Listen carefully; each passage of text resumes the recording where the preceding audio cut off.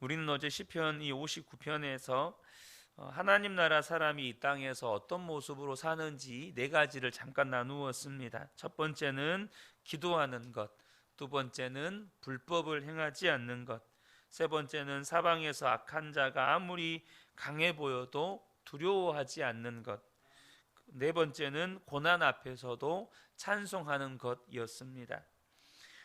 하나님 나라에 속한 사람이 있다는 것입니다. 분명한 것은 그 사람들은 하나님 나라에 눈이 뜨인 사람이라는 것입니다. 영원한 하나님 나라에 대해서, 하나님 나라의 영광에 대해서, 하나님 나라에서 받을 상급에 대해서, 무엇보다도 나와 함께 계신 하나님에 대해서 눈이 뜨였다는 것입니다. 사도 바울이 빌립보서 3장 7절에서 9절에 이런 고백을 합니다. 그러나 무엇이든지 내게 유익하던 것을 내가 그리스도를 위하여 다 해로 여길 뿐더러 또한 모든 것을 해로 여김은 내 주 그리스도 예수를 아는 지식이 가장 고상하기 때문이라. 내가 그를 위하여 모든 것을 잃어버리고 배설물로 여김은 그리스도를 얻고 그 안에서 발견되려 함이니. 하나님 나라 사람에게는 하나님 나라에 합당한 삶이 있다는 것입니다. 여러분, 사람은요 육신을 가지고 있고 또 육신의 본성이 있어서 누구나 다 이 세상에서 잘 먹고 잘 살고 또 높아지고 싶어 합니다. 그러나 하나님 나라의 사람은 이 세상의 유익과 자랑이 해로 여겨지고 배설물처럼 여겨지는 것입니다. 무엇 때문입니까? 사도 바울은 예수님 안에서 발견되기 위해서라고 말합니다. 어떻게 그럴 수 있습니까? 어떻게 이 땅에서 유익하던 모든 것을 해로 여기고 배설물처럼 여길 수 있는 것입니까? 사도 바울은 하나님 나라의 실체를 경험했기 때문입니다. 고린도후서 12장 2절에서 4절을 보면 그는 14년 전에 셋째 하늘에 이끌려 간 자라. 내가 이런 사람을 아노니 그가 낙원으로 이끌려 가서 말로 표현할 수 없는 말을 들었으니 사람이 가히 이르지 못할 말이로다. 사도 바울은 삼층천에 올라가서 하나님 나라를 보았습니다. 그리고 나니까 세상에서 잘 먹고 잘 살고 성공하고 존경받고 하는 것들이 배설물처럼 여겨져 버리는 겁니다. 하나님 나라의 영광이 이 땅의 그 무엇과도 비교할 수 없는 영광인 것을 이제는 경험해 버리다 보니까 배설물처럼 다 버려지는 거예요. 하나님 나라에서 자신이 어떤 위치에 서는가가 이제는 중요하게 되어 버렸습니다. 그래서 사도 바울은 그 모든 것들을 다 버리고 이방인 선교를 위해 떠난 것이죠. 그리고 그 인생의 끝은 목배임을 당하여 순교하게 됩니다. 여러분, 목배임을 당한다는 거 얼마나 끔찍한 일입니까? 어떻게 그 순교의 길을 갈 수 있습니까? 여러분, 절대 이 땅에 속한 사람, 이 세상이 전부인 것이라고 여기고 사는 사람들은 절대 그 길을 갈 수가 없습니다. 하나님 나라에 대해서 저와 여러분이 듣기만 하지 말고 이제는 하나님 나라의 영광을 보셔야 한다는 겁니다. 하나님 나라의 영광을 아는 것과 보는 것은 하늘과 땅 차이입니다. 이런 말을 들을 때 어떤 분들은 마음에 짜증이 일어납니다. 그러면 나도 하나님 나라의 영광을 보여주지.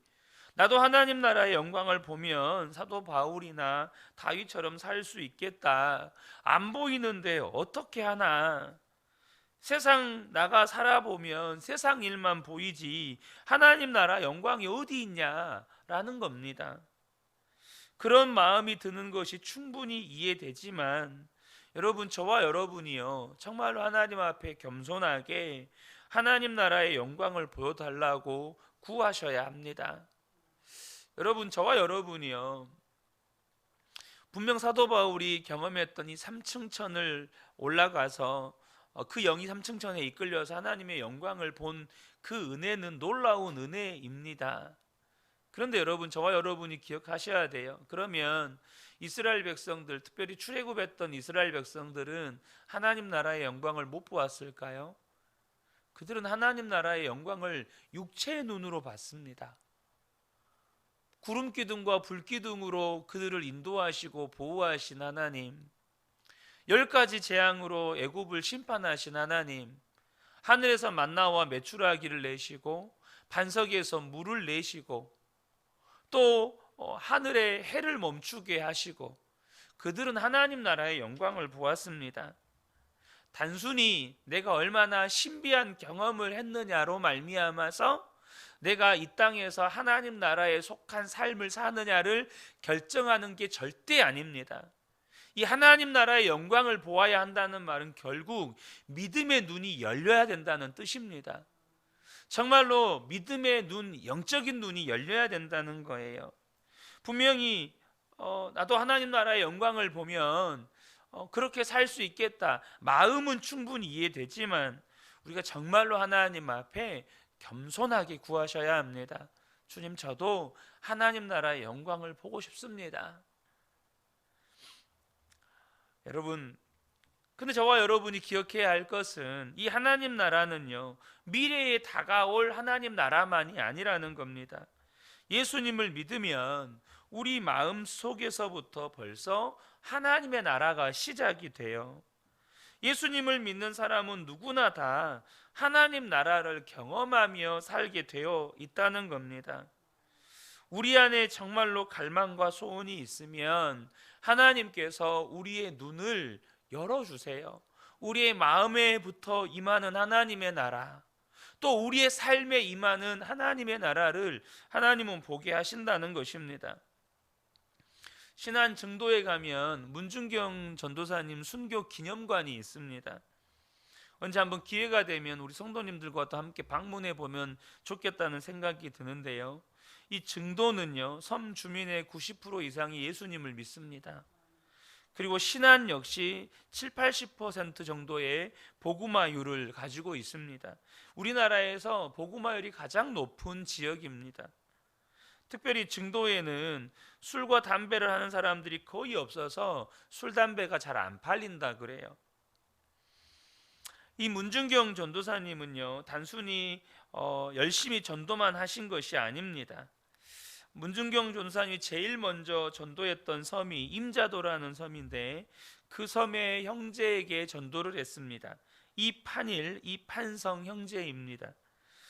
그 형제 두 분이 칠리교회라는 교회를 처음 세웠는데, 이판일 형님은 장로님이 되시고 이판성은 집사님이 되십니다. 그런데 6.25 전쟁 때 공산군이 그곳에 들어가면서 끔찍한 일이 벌어지게 됩니다.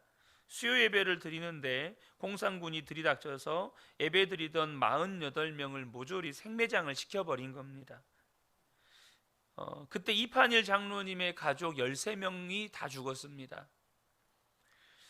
그런데 유일하게 한 사람, 이인재라는 아들이 목포에 일을 보러 나갔다가 산 겁니다.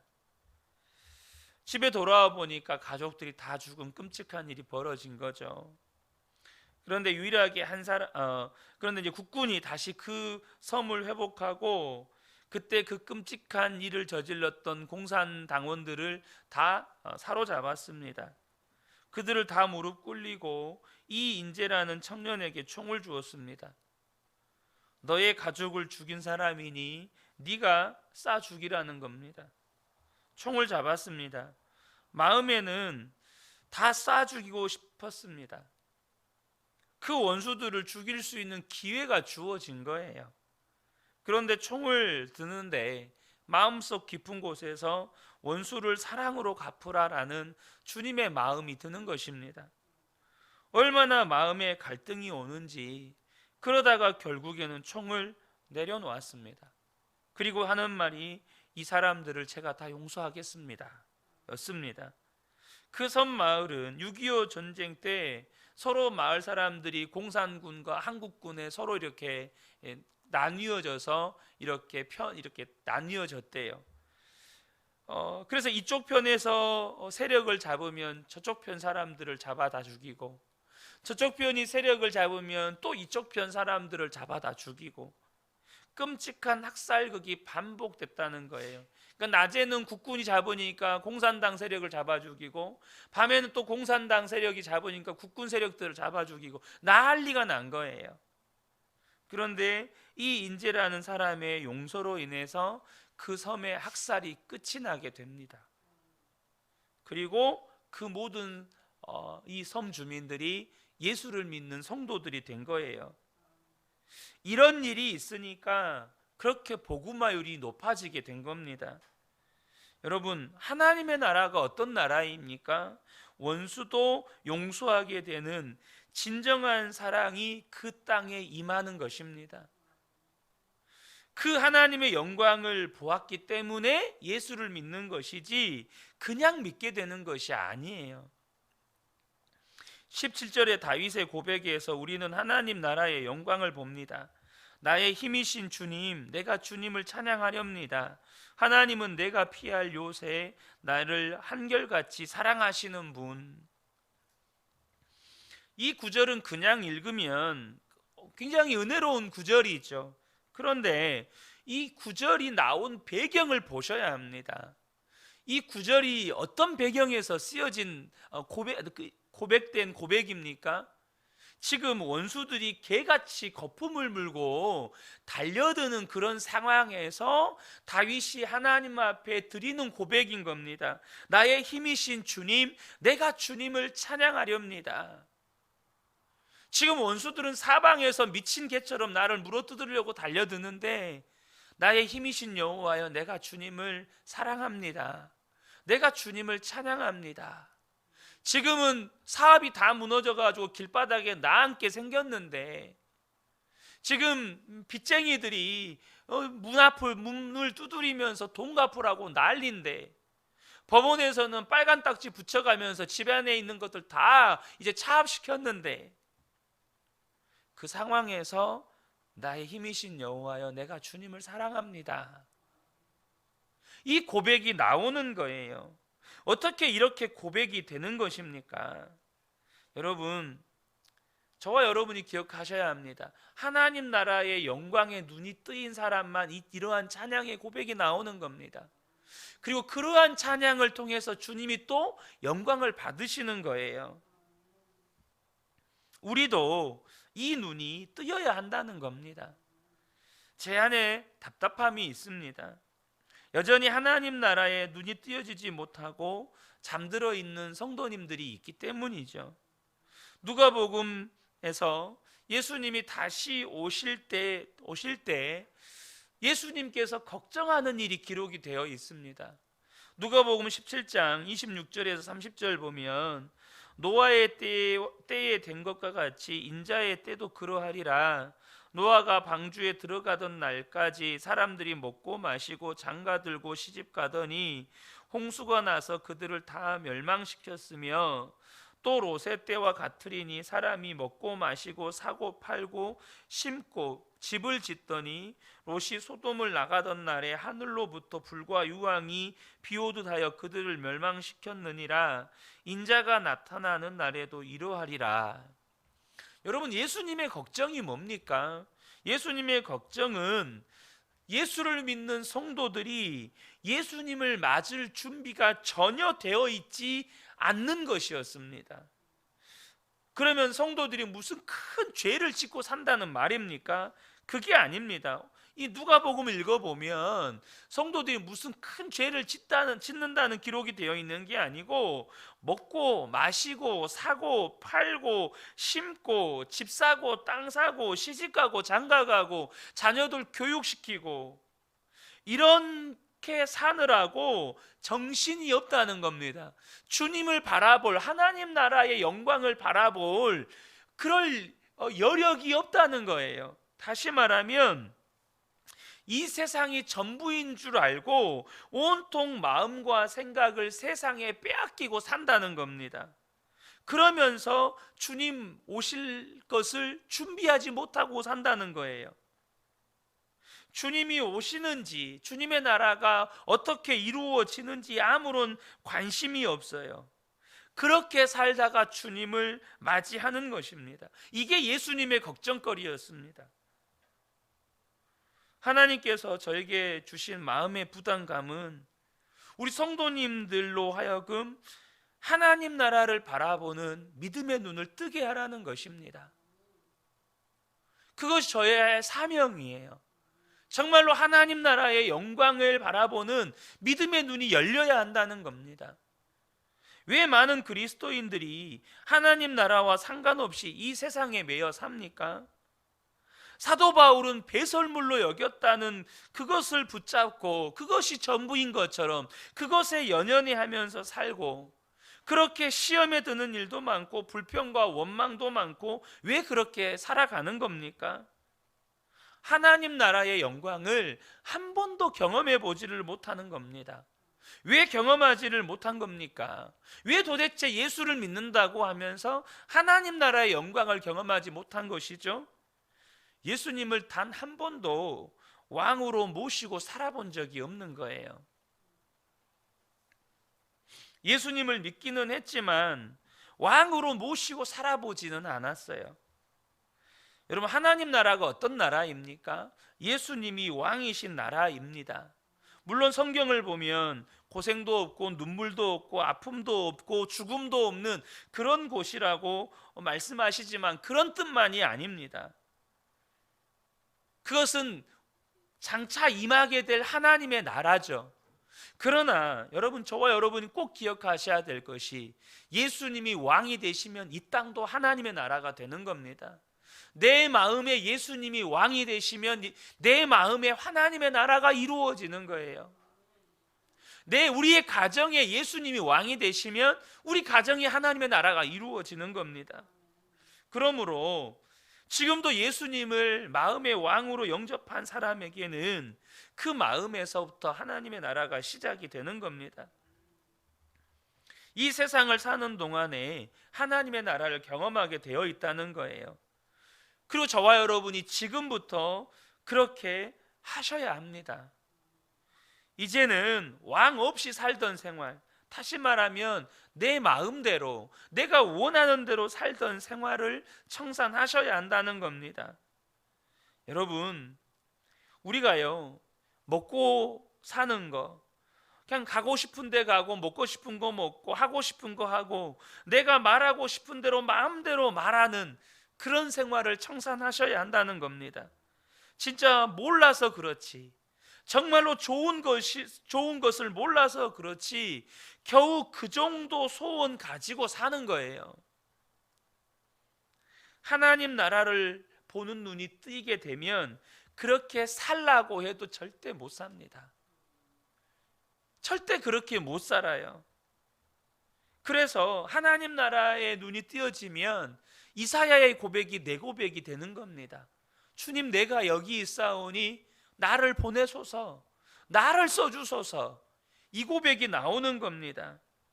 주님께서 원하시고 주님께서 내 삶을 통해서 이루고 싶은 그 일을 나도 이제는 그 일에 내 삶을 드리고 싶은 겁니다. 여러분, 정말로 예수님을 왕으로 모시고 살다 보면 비로소 하나님 나라가 이렇게 놀랍고 하나님의 나라가 정말로 실제하고 있다는 것을 깨닫게 되는 것이죠. 아프리카 마사이족의 조셉이라는 형제의 간증입니다. 이 형제가 아프리카 어느 이렇게 더러운 길을 가고 있는 중에 전도를 받게 됩니다. 그가 예수님에 대해서 듣고 십자가 복음을 듣고 너무너무 좋은 거예요. 그래서 그 자리에서 예수님을 영접하고 성령을 체험합니다. 그리고 마음속에서부터 변화가 일어나서 삶이 완전히 바뀌었습니다. 세상에 이렇게 기쁠 수가 있나, 이렇게 감사할 수가 있나. 그런데 이 조셉이라는 형제가 예수님을 자기만 믿어서는 안 될 것 같던 생각이 들었습니다. 그래서 자기 고향 마을에 예수를 안 믿는 사람이 너무 많아서 자기 고향 마을을 찾아갔습니다. 마을 사람들도 자기처럼 예수 믿고 놀라운 구원을 경험할 것을 생각하니까 막 마음에 흥분이 되는 겁니다. 집집마다 찾아다니면서 예수님에 대해서, 십자가 복음에 대해서 전하려고 하는데 들으려고 하지도 않는 겁니다. 그래도 계속 전하니까 나중에는 화를 내면서 이 마을의 남자들이 모여서 조셉을 끌고 마을 한복판에 끌고 나와서 땅바닥에다가 이 패대기를 치고 발로 밟고, 여인들은 이 가시나무를 베어다가 그것으로 이 형제를 치는 겁니다. 그리고 거의 죽을 지경이 되어서 숲속에 갖다 버렸습니다. 그런데 정신이 돌아와서 물웅덩이로 기어가서 며칠 동안 아무것도 먹지 못하고 비몽사몽간의 시간을 보내다가 몸이 겨우 회복이 되었습니다. 왜 마을 사람들이 이렇게 놀라운 예수님의 십자가 복음을 안 받아들이고 이렇게 나에게 험악하게 대하나? 조셉은 스스로 생각하기를 내가 십자가 복음을 정확하게 안 전해서 그런가 보다, 내가 뭔가를 빠뜨리고 전했나 보다, 이렇게 생각을 하고 자기가 전도받았을 때 들었던 내용을 다시 기억하고 그것을 반복해서 외웠습니다. 십자가 복음을 또 외우고 외웠어요. 그리고 이번에는 제대로 전해야지.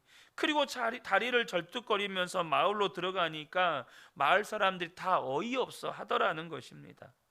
다니면서 다시 복음을 전하는데 또 마을 남자들이 다시 조셉을 마을 한복판으로 끌고 나와서 이 땅바닥에다 또 패대기를 치고, 여자들은 또 이 가시나무를 들고 와서 매를 때리는데 겨우 아물었던 것까지 다 터져가지고 이제는 진짜 죽었다고밖에 할 수 없는 그런 형편에 처했는데 또 숲속에 갖다 버린 거예요. 근데 참 놀랍죠? 생명이 끊어지지가 않았습니다. 이번에는 그냥 걸을 수가 없어서 마을로 기어서 들어왔습니다. 분명히 이 복음을 다 기뻐하고 구원받을 텐데 왜 그럴까? 사람들은 기어 들어오는 조셉을 보고 이제는 더 들어볼 것도 없이 쫓아가서 발길질을 하고 때리는데 그냥 이제 기절해서 정신을 잃는 겁니다. 그런데 정신을 잃어버리는 마지막 순간에 자기에게 매를 드는 여인의 눈에서 눈물이 흐르는 것을 보고 의식을 잃었습니다. 그리고 정신을 깨어보니 침대에서 깨어났습니다. 자기를 죽이려는 사람들이 이제는 자기를 살리려고 자기를 간호하고 있었던 거예요. 그리고 그 마을 사람들이 다 복음화가 됩니다. 여러분, 하나님의 나라는 실제 있습니다. 저와 여러분이 이 땅에서부터 하나님의 나라를 경험하셔야 합니다. 하나님의 나라를 바라보는 눈이 열려야, 예수님을 내 마음의 왕으로 모시고 살아야 하나님의 나라를 보는 눈이 열리고, 그리고 이 땅에서부터 하나님의 나라를 경험하는 것입니다. 정말로 어둠의 권세, 마귀 권세도 이기는 하나님 나라의 권세를 경험하며 사는 겁니다. 저는 이 새벽에 함께 예배한 우리 모든 성도님들에게 오늘 이 조셉 형제에게 부어주셨던 은혜가 임하기를 축복합니다. 예수님의 십자가 복음보다 놀라운 사랑은 없습니다. 그 사랑과 그 은혜 때문에 오늘도 하나님 나라를 보는 믿음의 눈이 열려서 삶의 모든 현장에서 하나님의 나라를 경험해 가시기를 예수님의 이름으로 축복합니다. 아멘.